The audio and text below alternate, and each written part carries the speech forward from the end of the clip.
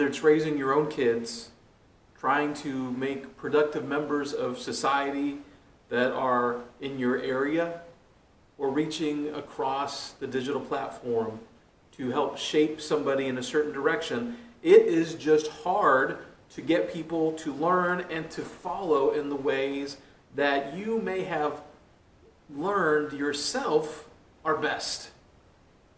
And so often we tell stories to help with those types of teaching. And one of the things that we use are cautionary tales. Now, there are masterpieces of fiction that are cautionary tales, like Moby Dick, to go and watch out for the obsessions that you chase after. There's some really weird cautionary tales that used to exist a while ago, like one from Germany where you're not supposed to suck your thumbs or this freaky tall tailor is going to come and cut them off. But one of the most popular cautionary tales that exists is Little Red Riding Hood. Now, before it wasn't just a nice fairy tale, it was a story that was supposed to tell especially young, proper, beautiful young women how to behave. So in the original story, the wolf eats grandmother and Little Red Riding Hood, only to be set free by the woodsman so that the woodsman would then also devour them. The moral of the story was twofold. Number one, be careful because there is more than one type of wolf. Some look like you expect, and others come in looking very different, but just as destructive. And the second lesson was, if you are a young woman, don't talk to strangers, or you might get devoured. The book of Judges in the Bible is one of those books where I kind of look at it as a long list of cautionary tales. In Judges 21:25, it basically gives the summary statement of the whole book. It says, "Now there was no king, and everyone did what was right in their own eyes." Everyone did what was right in their own eyes. So every generation, every family, every person basically had the same goals. They wanted to live in peace and live free in Israel. They wanted to make a better life for their family. They wanted to improve what they had. They wanted to advance and have purpose and live in that way. But the reality was, as you read in each of these stories, that over and over again, things just went the opposite direction. While everyone did what was right in their own eyes, instead of working towards the goals that they had, things spiraled out of control. And they ended up in war, they ended up in poverty, and they ended up oppressed, not just as individuals, but as a nation.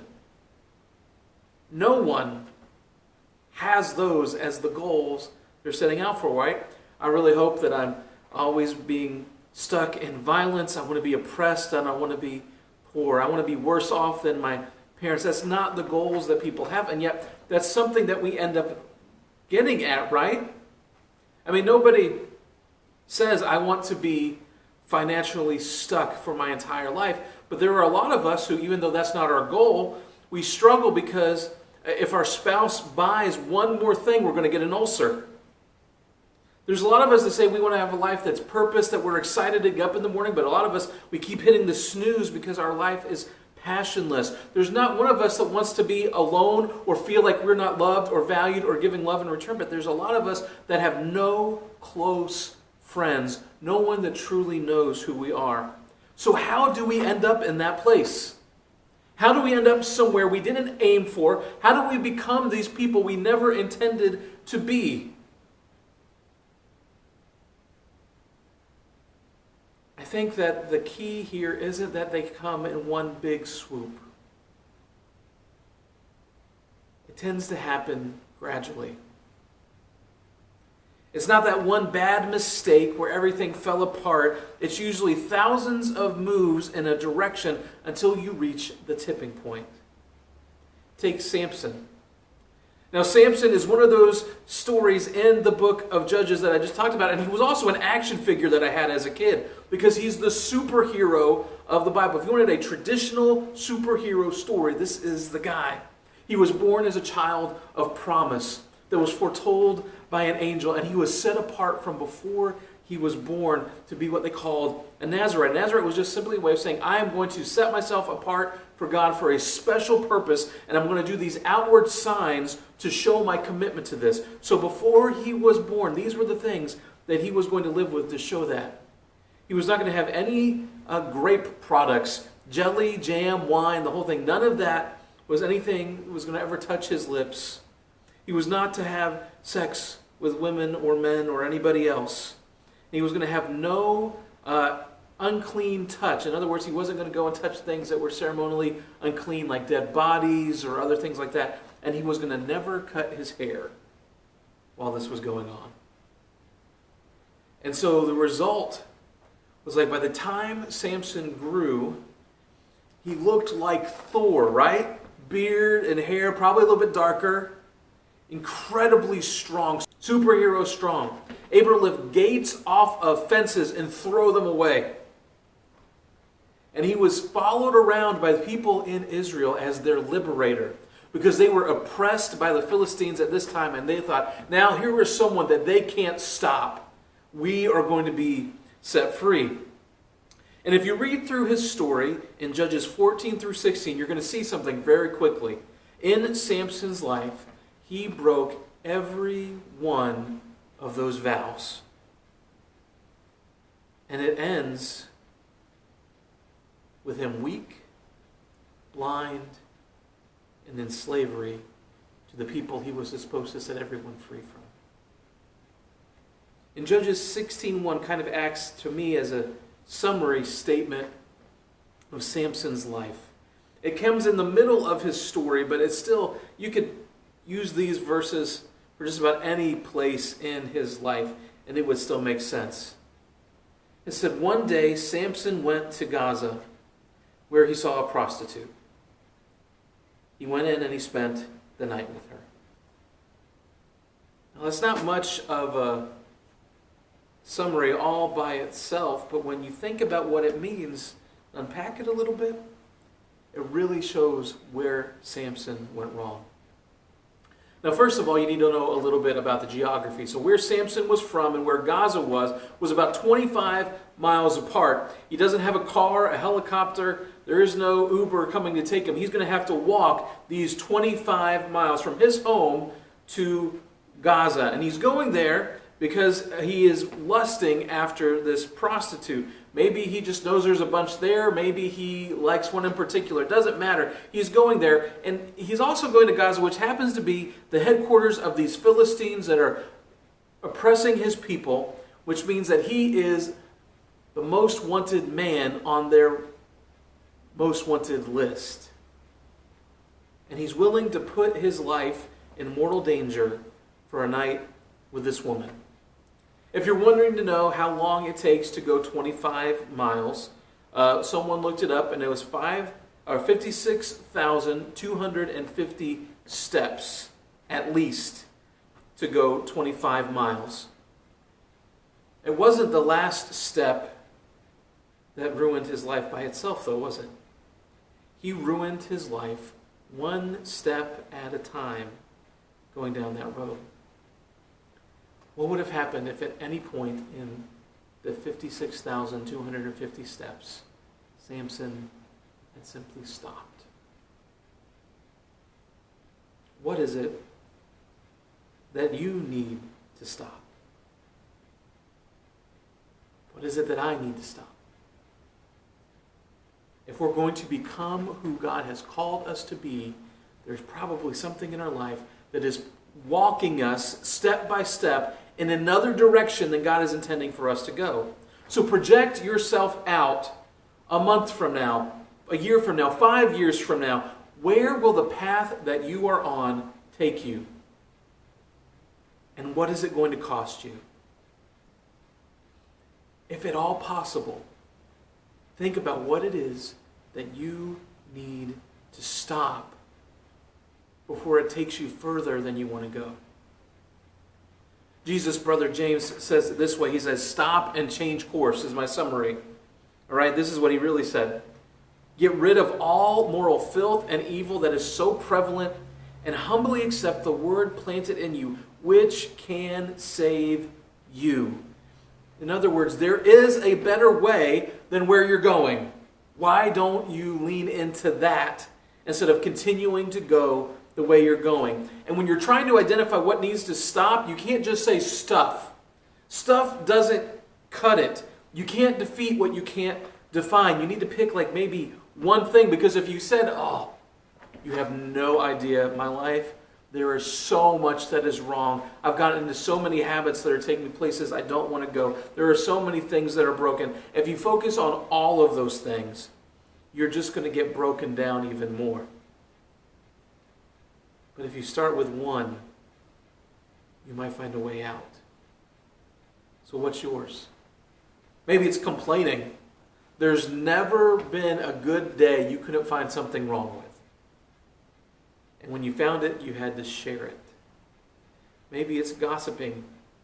You know, you love being in the middle of all the prayer chains because you want to be able to pray for them, really, but really you want to just know what's going on. And you like to feel like you're in the know.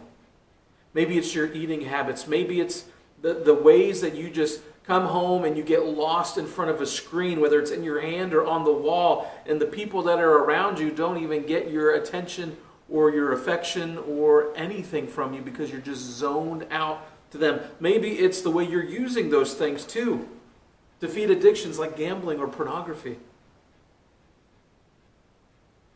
Maybe you need to figure out where you have a problem. Craig Groeschel says if more than one person who loves you tells you that you have a problem, then you have a problem.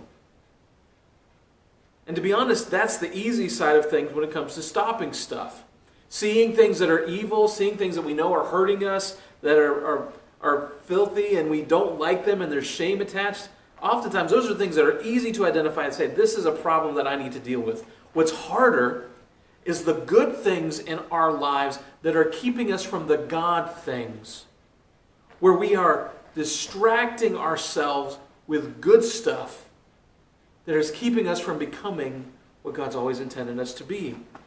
So our schedule is so full.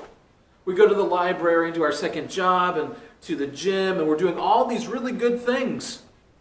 But when all of those good things push out any time in our schedule to have an intimate relationship with God, they are less good than they should be. Some of you have met Jim and Angela Domros and their family. They've come and visited with us a couple of times. And when they were thinking about their future a couple years ago, they felt like God was calling them to change a lot of what they did. And they were nervous. They weren't sure they wanted to do it. And their thing was that I am already doing all these good things, God. I'm serving in my church. I've got a successful business. I'm comfortable. I've got my house settled. I'm giving way above my tithe. I'm giving my time and my energy. I'm telling other people about you. Why do you want me to stop doing that and do something else? And it was because God didn't want them to settle for what was good. He wanted to give them what was best.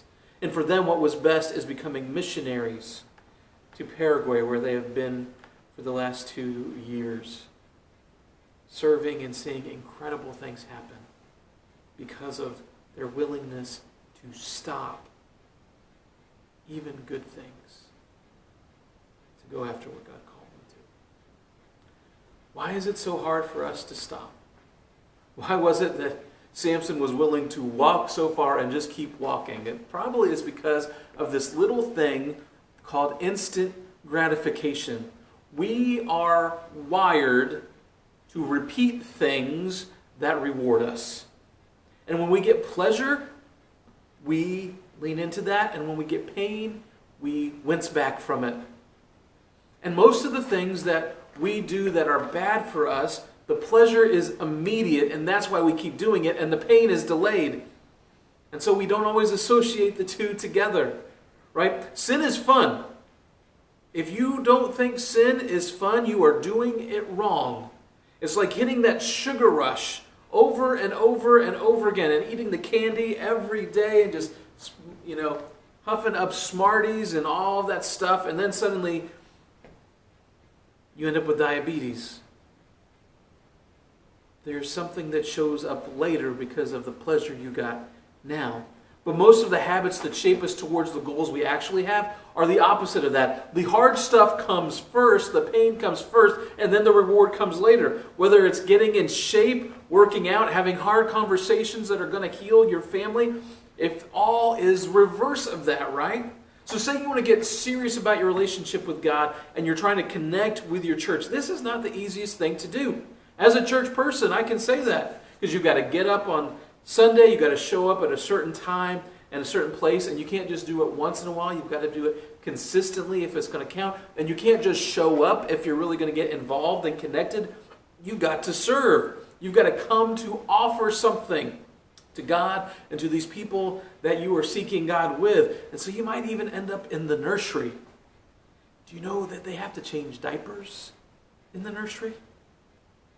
And initially, the payout from this is probably pretty low. There's not a lot of things like you're not going to get $1 million in your bank account from this. You're not going to get maybe the same instant reaction you would if you'd gone down to the racetrack instead of coming here. But then something's going to go wrong in your life. And you're going to notice that instead of freaking out, you've got some peace about it. You're going to find that your life isn't just you going through the motions anymore, but you're starting to feel like you have purpose, like what you do really matters and is making a difference in people's lives. And you have friends now that are moving in the same direction as you, and you could call them if you need something, like picking up a hamper or a dresser. And when you look at your life, you find that you're becoming more and more like the Christ that you follow.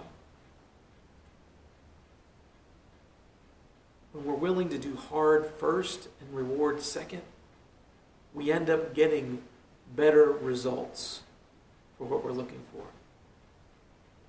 But you have to be willing to admit that to yourself if you want to be set free.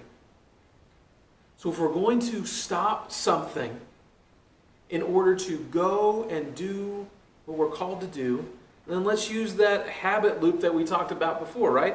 So you have a trigger, which leads to an action, which leads to a reward. So if we can do something about this, we can start by removing some triggers and then changing the actions. So I have 5 types of triggers. We talked a little bit about this last week, but let's get a little bit into it some more, okay? So there's 5 main types of triggers: place, time, mood, moments, and people. So think about place and time together. You probably are going to do certain things at a specific place and a specific time. So you're not going to binge eat when you're at the gym. But if you're late at night in bed alone and you're exhausted and bored, you might pull your phone out and go places that you don't want to go. And so these specific times and specific places can become triggers for us. And when you genuinely love God, these things still can get to you. Where if you're at the wrong place at the wrong time, you can do the wrong thing. Our moods we get too, right? There are certain emotions that are going to just lead to certain actions. If anyone is short-tempered, you understand this.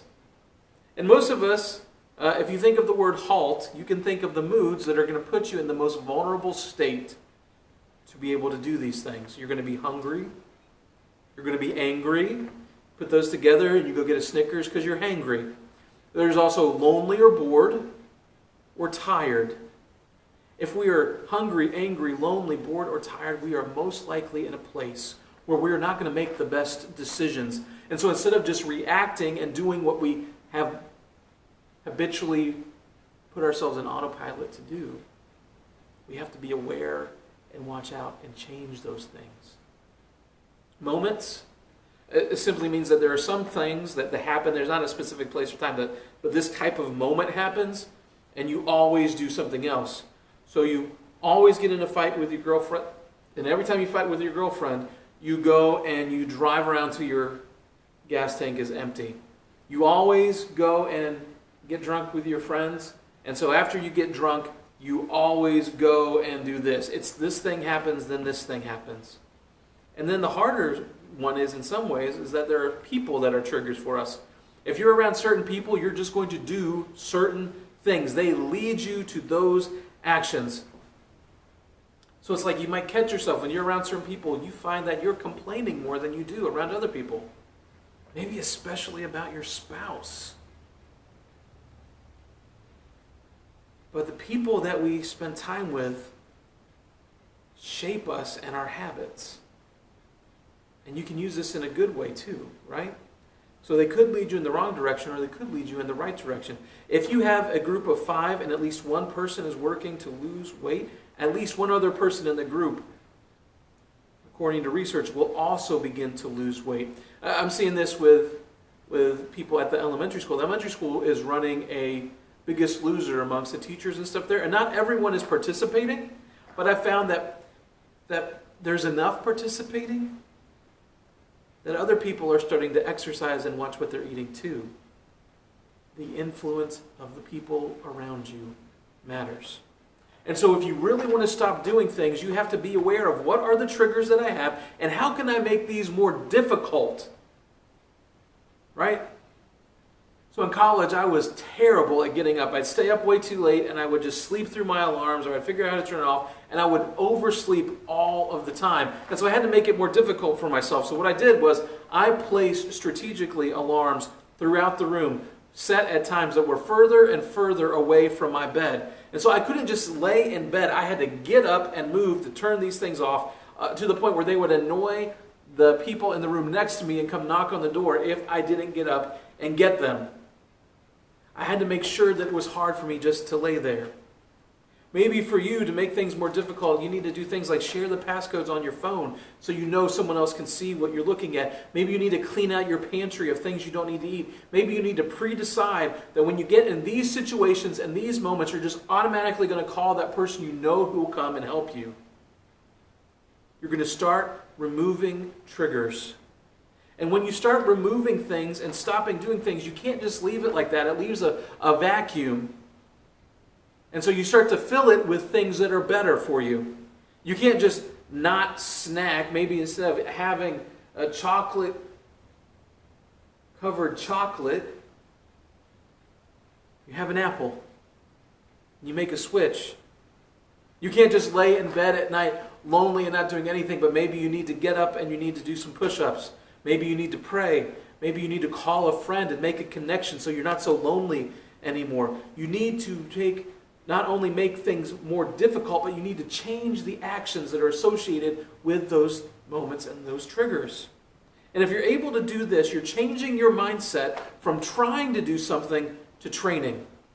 You see, starting and stopping things can be discouraging because we're going to fail. It's not all up and to the left. I am not a runner, if you couldn't guess, but I have run. In fact, I did a 5K a few years ago just because I wanted to be able to say that I had. And I couldn't just show up and run the 5K. I would have died, or the paramedics at the least would have had to come and wheel me around the course to help me finish. I had to prepare for that race. I had to train.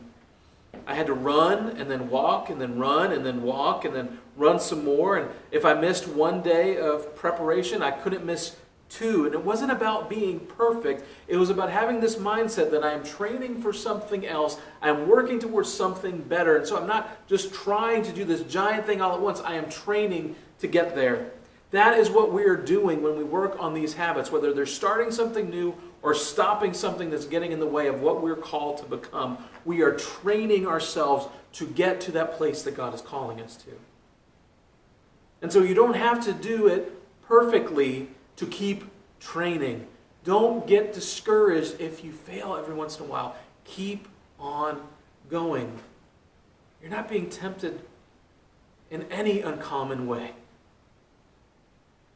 So other people can relate to it, and so can Jesus. And God is faithful. He gives us ways out of these moments when we need them.